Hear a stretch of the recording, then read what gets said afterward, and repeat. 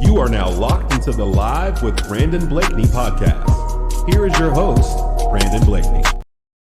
Hey, what's up, everybody? It's your boy, Brandon Blakney, a.k.a. Brandon Lee TV, back at it again with another banger for the people. Appreciate y'all tuning in. Got my guy, Bryce Lanning from Elite Mixtapes coming in, the head man in charge. Bryce, I appreciate you joining me, bro. Yes, sir. Thanks for having me, Brandon. I'm glad to be on the platform. Thank you. Yeah, absolutely, man. You've been around the game for a while, traveling the country, man, seeing some of the best prep stars that have come through in the last few years. So I definitely wanted to just kind of pick your brain a little bit, but I love to start the show off by letting my guests kind of introduce themselves a little bit. So tell us a little bit about your background with hoops and how you got involved with, finding your love of the game and launching Elite Mixtapes. So I've always been a fan of basketball. I always played growing up. I wasn't the best player in the world, but I played church league, rec league growing up a lot. And whenever I graduated from high school, I had an opportunity to go to the North Carolina Pro-Am. A good friend, Devin Masson, he invited me to go out there and check out some like NC State, Duke, UNC players. And I always had a passion for videography as well. So it kind of went hand in hand and very quickly had some success with it. Austin Rivers was there the first night I was there, followed by John Wall. And so like right away, I kind of jumped in the game and it was just something I loved doing right away from day one. So I got pretty lucky with like the area and the timing of everything. So I've been doing this. I started in 2011 and I've been doing it ever since. So I'm blessed. Personally, how it's such a new profession, 10, 20 years ago, this wasn't a thing. How has the mixtape industry impacted you just personally? Yeah, it's a lot different. Especially since COVID, there's so many people that do it now. It's very competitive. It's great for the players. There's no reason not to be seen nowadays. There's no excuse to not be known. Everyone is known. Everyone has 10,000 plus followers. It feels like if you're decent at hoops. So it's definitely changed because back in the day, it was really just like hoop mixtape, ball is life, Mars Real, City League hoops. I was probably like one of the first 5 or 10 to kind of join the industry, but it's such a big change. And, it's a much bigger deal now. You have a lot of guys or a lot of companies like Slam, Overtime that have kind of come in the game and, took the game by storm. And like I said, it's competitive, but it's great. It's good for the kids. It's good for the players. It's great. I mean, the industry has been blowing up. So, it's been awesome. Absolutely. I know people have various feelings about it. I'm sure you saw that clip with like the third grade team where little dudes was out there going crazy. How do you Right. think how do you think it's impacted the game in your opinion, just from an exposure standpoint and just getting eyes on kids, bro? Because I know, I know we done seen kids get schollies off of mixtapes, really, or at least get attention and looks for coaches to pay attention. I mean, Trey Parker, for example, is a really good one. Yeah. Trey Parker's my guy. It's very easy to blow up nowadays because there's cameras on every game, on every court. You go to a camp, you can buy mixtapes at every camp now. So yeah, shout out to Courtside Films though for the third grade video. Those are my guys, but they do a Yeah, great they job with the younger snap. guys. But yeah, it's got to be fun to be a kid nowadays. You're in third grade and you have all that attention, and all you have to do is really just get some buckets and do some taunts, and you can go viral. You can have 1 million views, and I know the kids love it. So it's definitely different. There's pros and cons to it. A lot of people would argue that it's not good for the game because the taunting and all that stuff. But I think that it's just such a good opportunity for all the kids to really go out there and showcase what they can do, and make a statement, and just put on for their team, their city, all that. So it's been cool, I think. How does it feel like looking back at it now? It's evolved so much, even to the point where like colleges and NBA staffs and like media are making mixtapes like styles for their players now. Like commercials have even changed. What do you think about when you see stuff like that and just the imprint that creators have made in general? I think it's amazing. It's awesome. It's definitely different than what it used to be. But yeah, I mean, the NBA players, it's cool. Like I film Zion, so like seeing what Zion's been doing with commercials and stuff like that, it's surreal to me. But even like high schoolers, you see high schoolers in commercials now, and you see college players in commercials, and the NIL has changed the game completely. You see guys that are signing with companies, and Mikey Williams is a good example of that. Like as a 10th grader, he's Yeah. signing to Puma and, all these other things. So it's really amazing to see the opportunities that are out there. And it's cool. It's definitely something that's very new, very recent though. So I can see how some of the older guys probably look at it like, I don't know about this, have they earned it yet? But at the end of the day, I think a lot of these guys have, and they help the brands out. And, it's pretty cool to see. No, absolutely. And I know we had talked before, and you were telling me about, first of all, Zion mixtape legend, man. Like, sheesh, that man was different. Just take us through that process. I know every gym that this guy was at, I mean, it was packed, standing room only. Yeah, it was crazy. I got to shout out my guy Dex from Skill Boost Academy. He was working with me at Elite Mixtapes at the time. He was at a tournament in Sewanee, and Zion was absolutely putting on a show. And the rest is history. We had to film him. Like, he gave us no choice but to film him. We were kind of looking for our next guy to film at that time, and Zion was clearly that guy. So I was in Charlotte at the time. We both were in Charlotte, so we would kind of take turns going to games. Sometimes we would both go, but Zion always put on a show and always was super friendly from the start. The beginning of his junior year, there actually weren't too many people at the games. And then as the season progressed, closer to Christmas time around the Chick-fil-A Classic, that's when his name was really out there, and he was really embracing it and just putting on a show every single time. And the rest is history. Like, he really took off. So, Zion's that guy. Who were some of the first guys that you remember? I know, like the John Walls of the world, Austin Rivers, guys like that really just blew the mixtape scene open.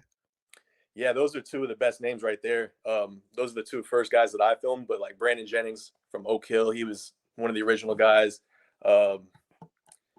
Akil Carr from Baltimore, he was really big at the time. Kiwi Gardner from Yay Area's finest. There was a lot of them, but those are some of the best ones that I can think of off the top of my head. What do you think separates those guys? Because, I mean, there's a bunch of guys who are really good at hoops that will not get views, and people just, you don't get to appreciate their game the same way on a highlight tape. What do you think separates guys like that and makes them intriguing and makes you want to follow them and film them?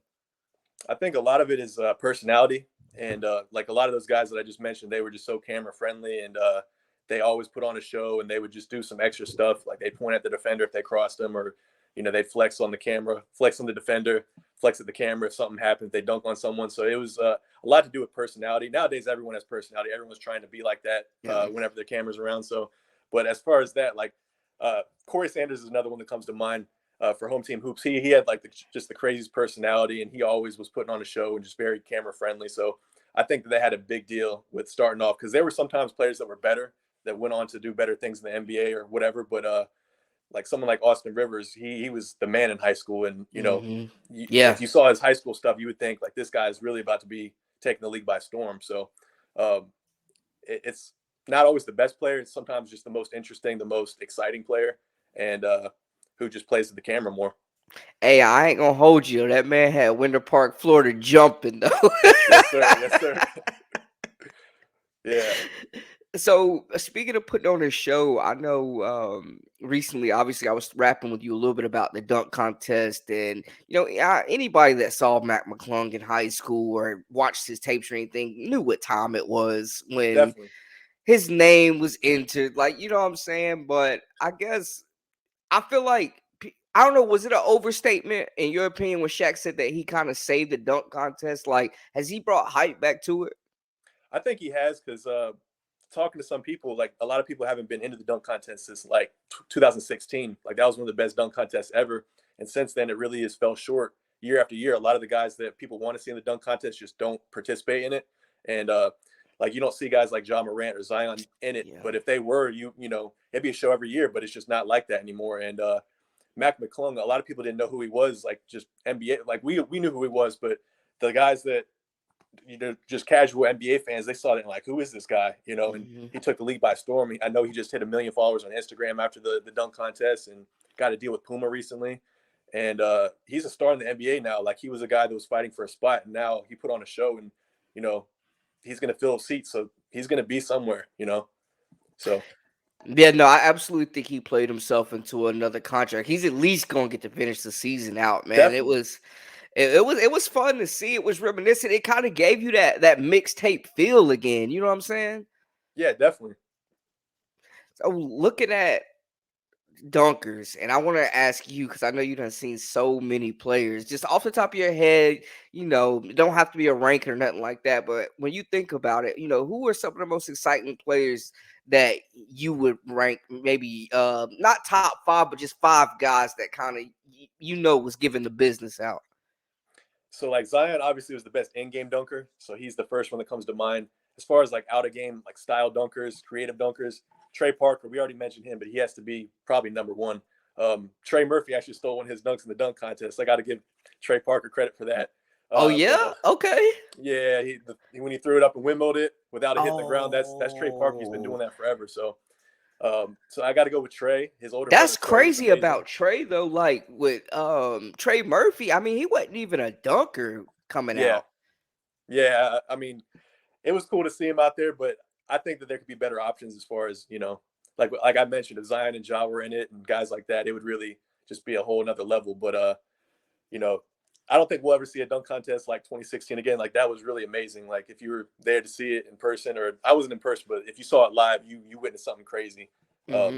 Just ridiculous. But I think that everyone kind of knew that Mac McClung was going to pull it out. It's just a matter. But someone like that, if he makes his dunks, it's over. If he tries something too crazy, which he was doing some crazy stuff, but if he misses his dunks for some reason, that's the only way he loses if he beats himself.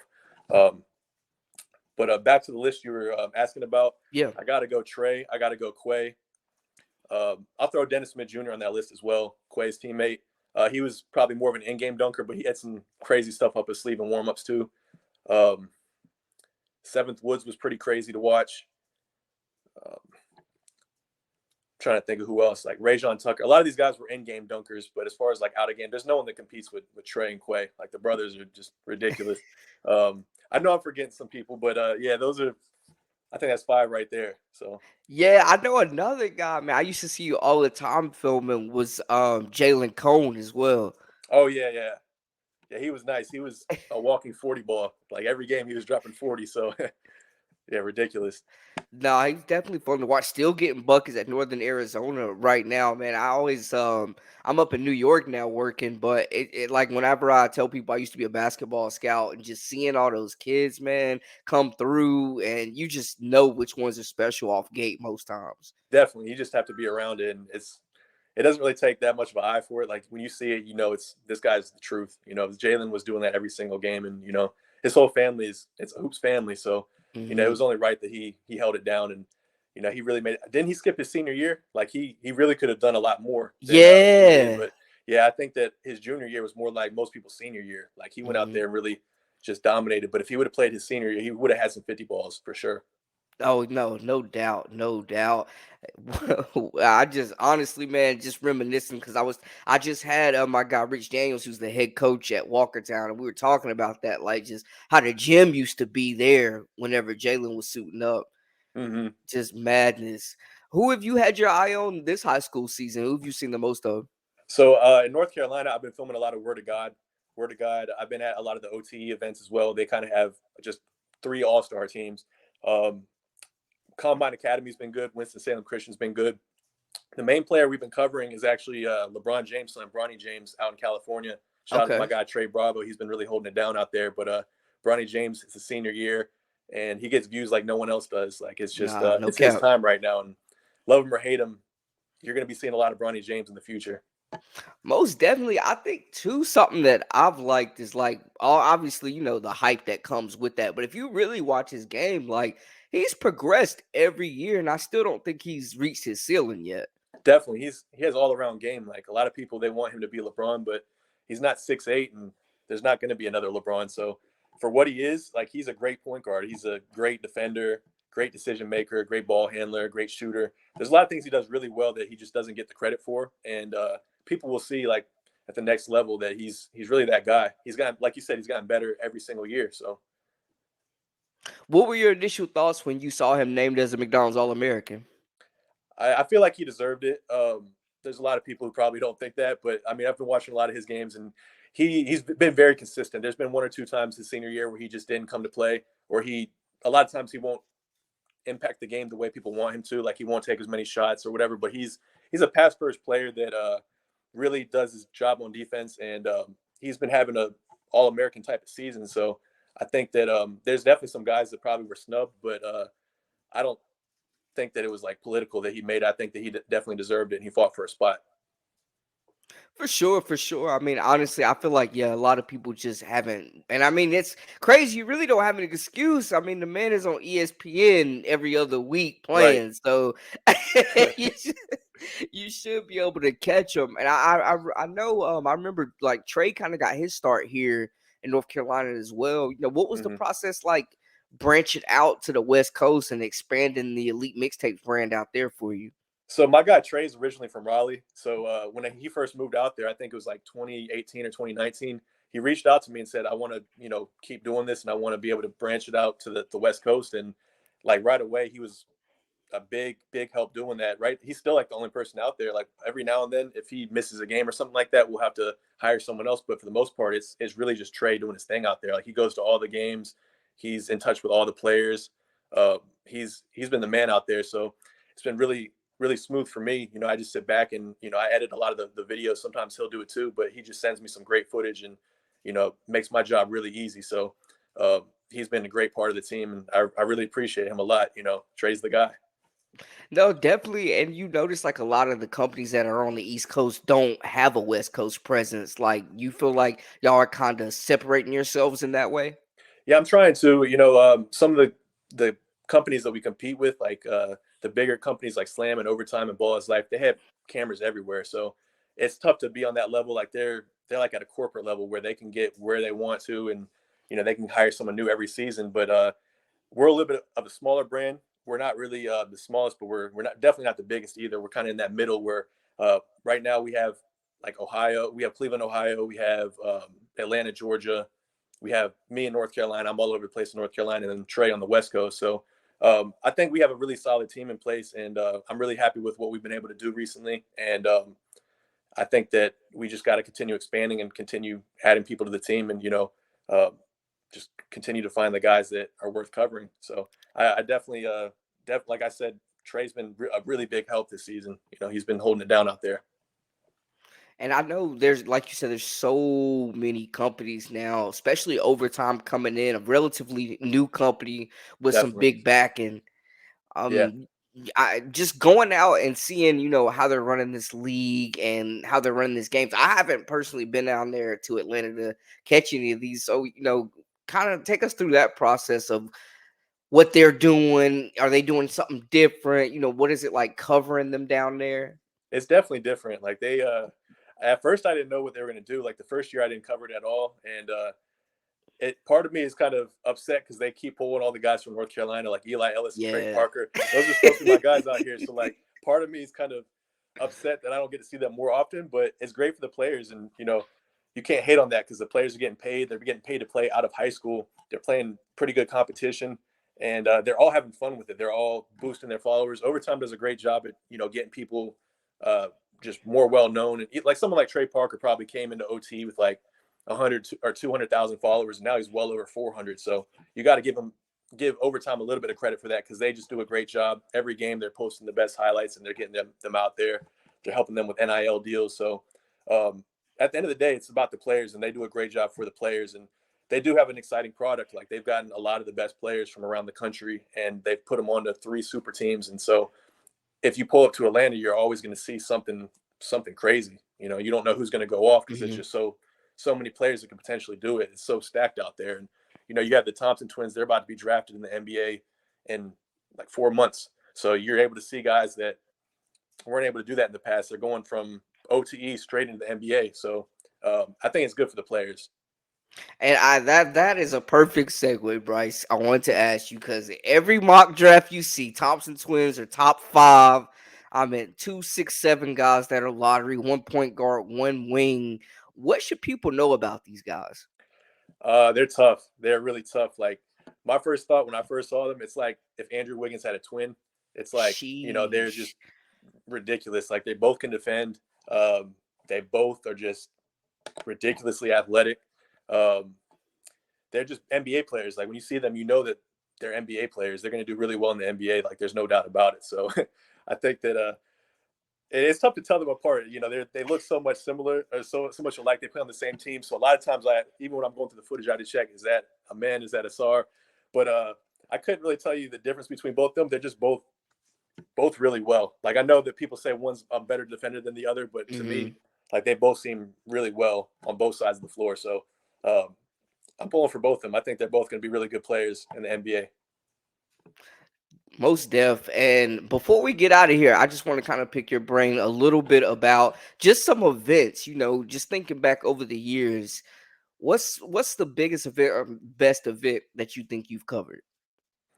The John Wall Classic's the first one that comes to mind during high school season. It's definitely my favorite. It's in Raleigh, which is right by me. That's where I grew up. So I grew up in Wake Forest, actually, but Raleigh is right there. It's the city next to it. So they do a great job every year. They get the best players, and they definitely are the first that come to mind. Like, they really have held it down through the high school season. I think the Peach Jam's another one for summer. That's the best players fighting for a championship. And so Peach Jam's been good. Chick-fil-A Classic's another one during high school season that probably doesn't get enough credit, because now it's the same week as John Wall. So everyone's at the John Wall, but Chick-fil-A, they do a great job as well. So that's in South Carolina, right? South Carolina. Yeah, yes, so they right there too. Yeah. So you have to pick and choose which one you want to go to. But yeah, it's I always go to the John Wall, but it used to be that the Chick-fil-A was right before Christmas and the John Wall was right after. So I'd be able to get both. Now it's not like that. They kind of compete directly with each other. So, but they always have good teams. And another one is the City of Palms Classic in Florida. Yeah. I've been to that a few times, and I missed the old gym that they used to have it at. Like, the energy there was just crazy. I haven't been since they brought it to a college, but it just doesn't feel the same, at least from what I've heard and what I've seen on video. But they always get the best players. Like, they always get Montverde and IMG Academy, and they're always locks for the tournament. So I just love those Christmas tournaments. Three of the tournaments I mentioned are all right around Christmas, and it's just a different vibe around that time. And players are really in a rhythm, and the teams are in a rhythm, and you get to see some great basketball. I know, especially at the Wall, man, most people that I ask say that the best team they've seen was that Montverde team with Cade and Scotty Barnes and Dayron and those guys. Is that the best high school team you've seen? Definitely, for sure. Like, I mean, you see what they're doing in the NBA right now, like Scotty and Cade alone. But yeah, like Moses Moody, Dayron Sharp, their bench was better than most high school teams. Derek Whitehead was on that squad too, wasn't he? I think so. Yeah, just guys like that you just you don't even think about. Like, they were out there, and you saw it as like the Cade and the Scotty show, but there's a lot more to that team than just them. Like, they were ridiculous. I think they all, at least 10 of them went D1, and most of them are in the NBA now. So it's kind of crazy. But yeah, there's never been a team that's even come close to that. Like, it was really unfair. They played Jonathan Kuminga's team, which at the time was a really good team. I think they were number 3 in the country, and they blew them out. They won by like 40 or 50. So it wasn't even close. Like, the John Wall guys, they tried their best to make it a good championship game, but there was really no one you could put up against Montverde to make it a close game. So, that's definitely the number one team, I'd say. Yeah, I heard them boys were supposed to call the Hornets or somebody to come up there. They should have played like a college team at least, for sure. Yeah. So before I let you go, I got to ask you, we're right in between its playoffs, AAU on the horizon. Which one do you prefer to film? Which season? Man, it's tough. They both have their positives. I would say, that's a really tough question, actually. I had to put you on the spot a little bit. Yeah, that's a tough one. High school season, I don't have to do as much traveling. It tends to be kind of all in the same area. Like, I stay in North Carolina, maybe go to South Carolina or Virginia or something like that. AAU, though, is like, you see more NBA players. At least for me, I see a lot more future NBA players during AAU. So I'd say AAU. But there's the travel aspect of it where, every weekend you're in a different city. Like, I think this summer they have Phoenix, at least for EYBL, it's Phoenix, Dallas, Memphis, Atlanta, and then they have South Carolina. So it's like you're all over the place. It's a lot of work. It's hard work, but you get to see so many different players. Like, there's some teams that have 2 or 3 NBA players on the team, which you just don't get to see too much in high school. So, yeah, I'm gonna go AAU. Hey, that's where the views is at, man. Like you said, you seeing teams from all over the country under one roof, so you really can't beat that. You can't, yeah. Bryce, let them know where to check you guys out at on social media so they can follow y'all's journey along the way. Yeah, so you can check us out on YouTube. That's our main platform. It's Elite Mixtapes, one word on YouTube. And We are Elite Mixtapes TV on Instagram and TikTok. We recently got on TikTok, so follow us on there as well. I believe it's Elite Mixtapes YT, as in YouTube, on Twitter. And yeah, we're pretty much all over the place. So just check us out, and appreciate the support from everyone. Appreciate you for having me on the show, Brandon. I definitely appreciate the opportunity. Oh yeah, absolutely, man. It was a pleasure chopping it up. Y'all make sure to go follow my guy. They do great work, especially if you're a hoops fan at any level. Bryce, it's been real, my guy. Until next time, it's been a wrap for us. This has been Live with Brandon Blakney. Make sure to subscribe for the latest and the greatest. You dig?